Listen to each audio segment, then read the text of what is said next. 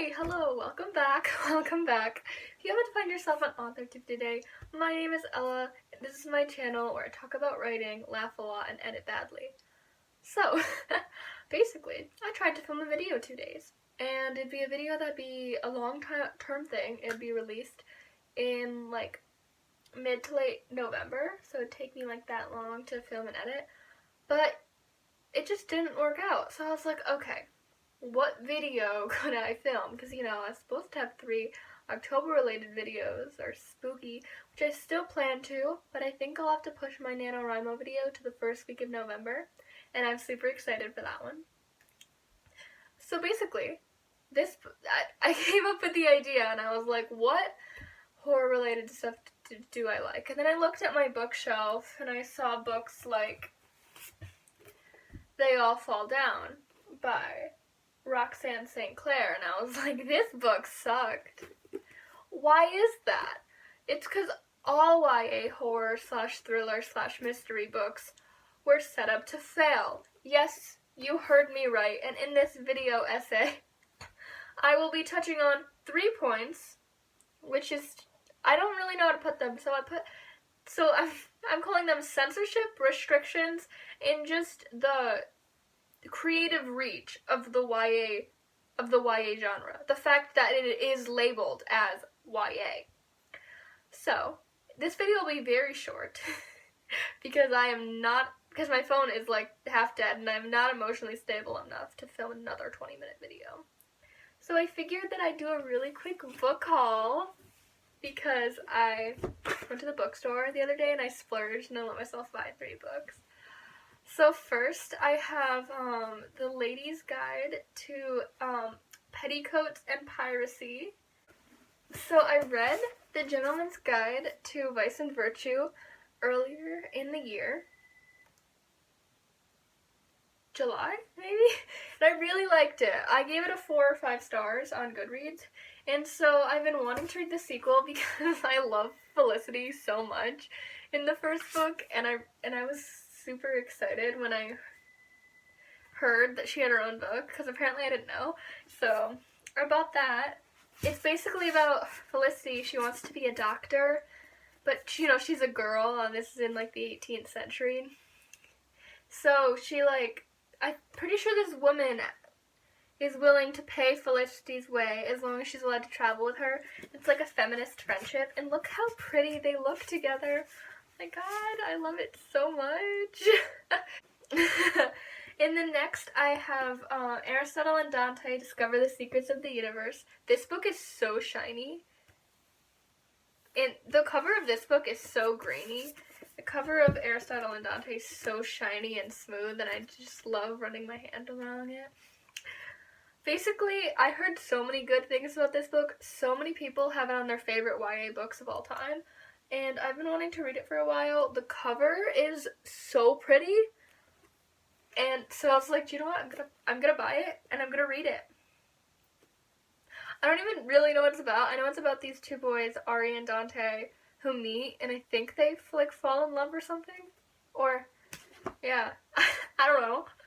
This is what impulse buys are. And then next is probably the one I'm most nervous about, since I don't think I'll like this book, but I also think I'll love it at the same time. And I also don't read the fantasy genre. Also, it has a beautiful cover, and it's Serpent and Dove. To be honest, one of the reasons I want to read this is because I want to read its sequel, because Blood and Honey is like one of the most beautiful covers I've ever seen. I know this is like a historical, fantastical romance about a witch and a witch hunter and its enemies to lovers, so that's super fun. That's it. I know a lot of people love this book and devote their souls to it, but I also know there's a lot of people who think this book is utterly ridiculous and poorly written. But there's nothing wrong with utterly ridiculous and badly written. Sometimes, depends on the execution. So, I don't know, I'm really looking forward to it, but I've been trying to read the books that I got from my library first. I'm listening to The Marsh King's Daughter, an audiobook, and then Final Girls by Riley Sager. I have the ebook for, and I need to read it. And then I'm finishing up Sharp Objects by Gillian Flynn. So, you know, fun, right? And then I'll read these. So, now on to the main part of the video. So, let me start with my first point, which is censorship. There's a standard for which each genre can include, which is children's books, middle grade, YA, adult. Obviously, adult, you can include almost anything. And but YA, it's a little bit more restricted. Of course, there are YA books that are more gory and have more violent language and sexual content. But a lot of the times in horror, it's more reserved because the people reading it are more focused on, you know, the fact that it's a YA. They're more focused on the mystery, the whodunit. And a lot of times they're squeamish. Because when you read YA, it's just, a lot of people assume it's more toned down adult and don't recognize it as its own genre. So the most successful YA horror books are ones that play into those high school stereotypes and more character driven and less focus on gore and disturbing content. I'm not only talking about violence and gore, I'm also talking about psychological horrors. No, I'm not talking about the representation of mental illness. That will be touched on a later point, trust me. But I'm talking about the people who read YA generally are teenagers, and not just book-oriented teenagers, teenagers of all kind. So, they want it to be less traumatic, because, you know, teenagers are going through a lot. I don't know why. I think YA books should be more traumatic, but oftentimes I find that they focus less on that, and more about superficial topics. Again, I'll touch on that in a later point, but I wrote they're supposed to be easier to read than adult books. I think a lot of the times that goes, because a lot of times in the bookish community, people do represent YA as its own, like, genre that has its own ups and downs. But, again, I said this before, the main consumer of YA are teenagers who don't read 100 books a year like I do.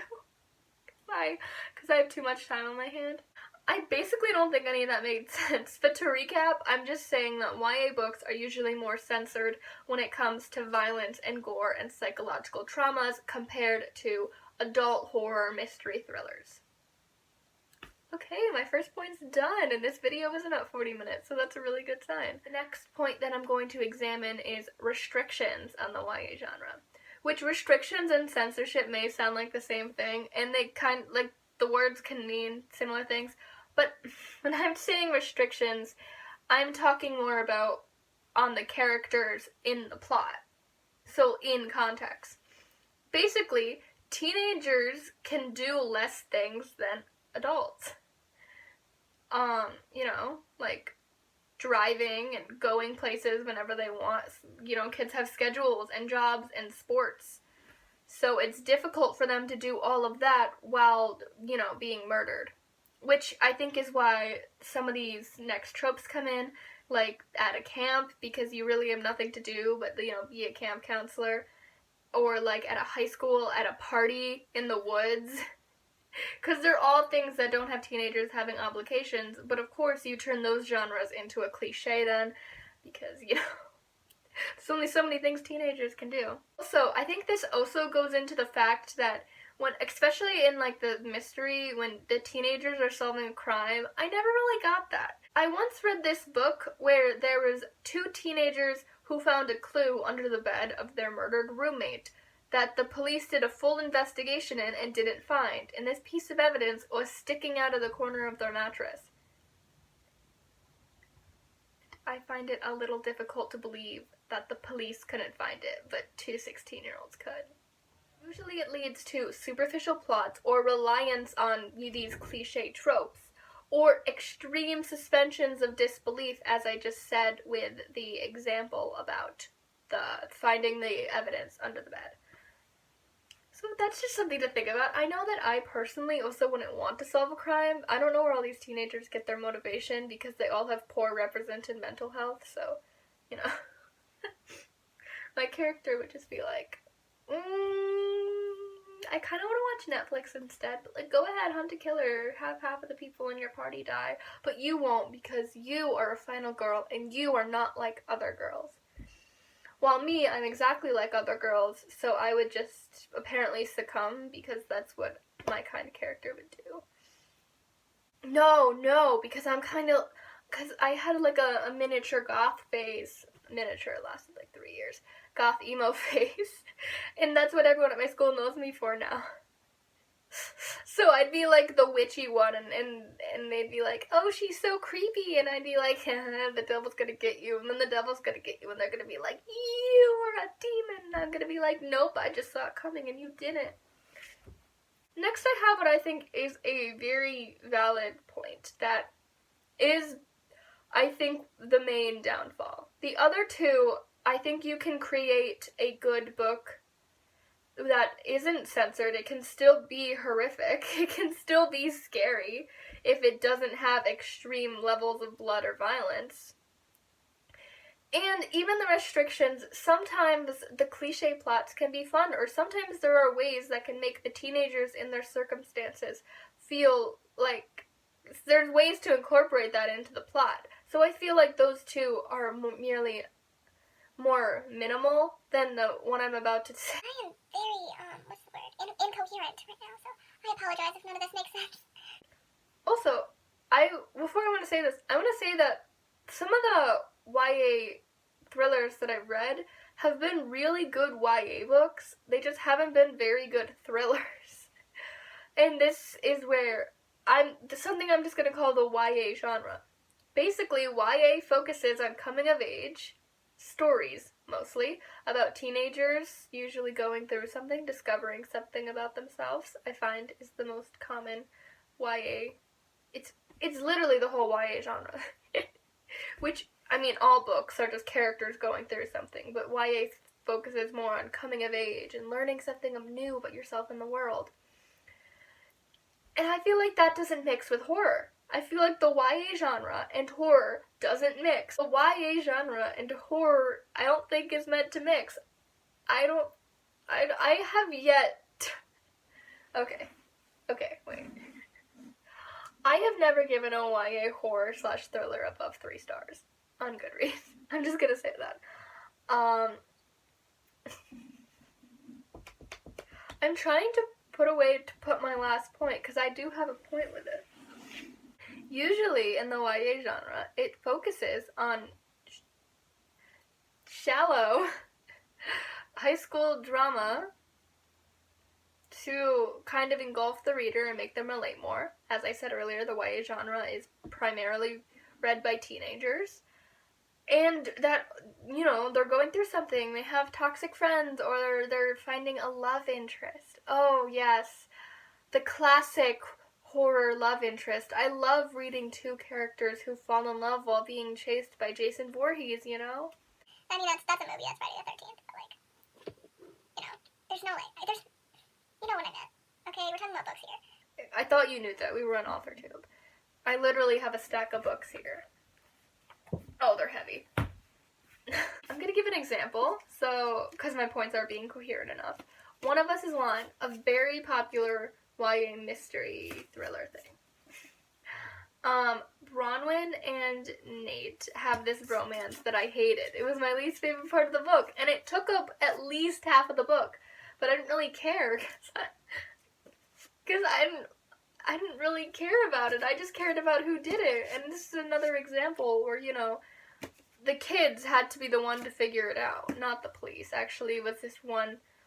No, that's a spoiler. I'm not gonna say that. Never mind.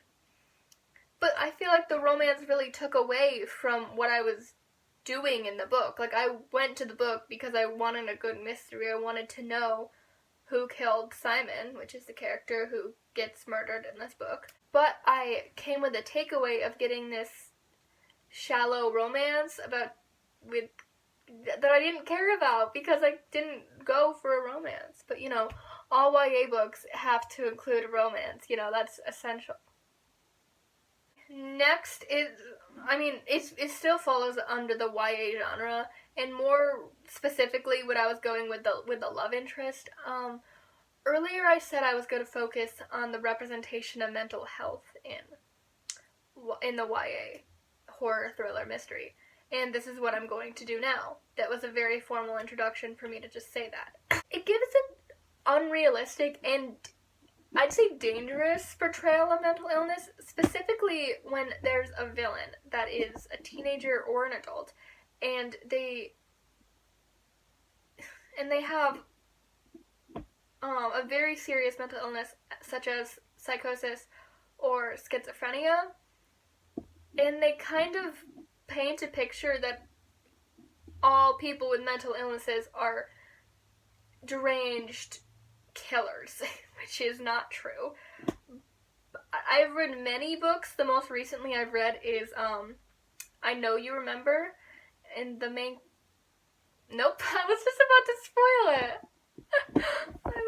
Again, basically that... I can't say anything without spoiling it, but basically that book did not...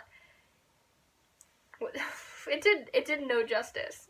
Another thing that I keep seeing is the romanticization of mental illness with like two characters who clearly aren't mentally or who are clearly emotionally unstable getting together and that romanticizing of, oh, you know, I can fix your depression. You're having hallucinations, so I'm gonna kiss you. Not anymore. Like, it's so inaccurate, and it paints a really bad picture of what mental illness is for these teenagers, I've repeatedly mentioned, are the main consumer of this book, are reading this, so, yeah. I think that basically that's all I have on the examination and, you know, elaboration, that was what I was looking for, on my points. I just want to say that all three of these points are things that come with the YA genre, with the label, the censorship. You can't, if you're writing in YA, you can't really bend it. The YA genre, you know, if you're writing in YA, you can't escape that. And, you know, restrictions on your teenage characters is not something you can avoid. Which is why I'm not saying that horror, mystery, thriller, and horror are just bad. It's why I'm saying they were set up to fail. They were set up to not be a good genre. Which is why I keep reading in that genre and giving the books low ratings, thinking that this one book will defy all of the possible stereotypes that I've put onto this genre. Or subgenre? Is it a subgenre or a genre? Do you think I should know that? Because I just did a whole video on the subgenres of horror, which you should totally go watch. But, I don't know. What do you think? What's your opinion on YA horror? And if you have any good recs, I could really use them. And also, tell me about any new books that you have, or any opinions you have on these books, and am I gonna like them? Yeah, I know I threw in a miniature book haul in here because I wanted to. So yeah, I always ramble on at these endings, so I don't know. I don't really have a main point. No, I do have a main point to this. I don't have a main point to the ending of this. Okay. I hope that you have a wonderful day. If you happen to find yourself on AuthorTube today, then my name is Ella, and I hope you had a great time. And keep looking forward to my last horror video, probably coming out next week. Yeah, next week. And then my NaNoWriMo video, which I'm so excited for. And I have another video for November, which I've started working on, and I'm buzzing. I'm buzzing with enthusiasm. Okay. This is too long. Bye. Bye!